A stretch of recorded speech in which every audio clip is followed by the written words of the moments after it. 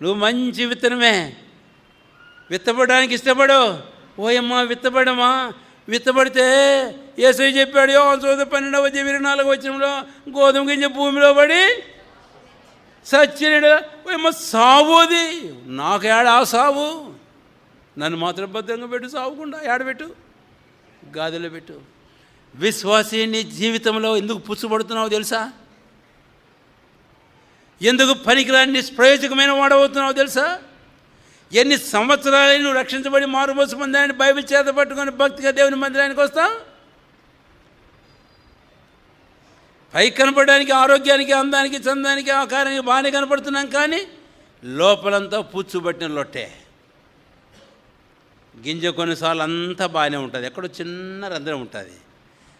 పప్పు గింజలు కదా నోట్లో వేసుకుంటే కొరికి నవిలి తర్వాత పుచ్చుబట్టింది అని ఊసేస్తా. అలాంటి విత్తనంగా ఉన్నావా?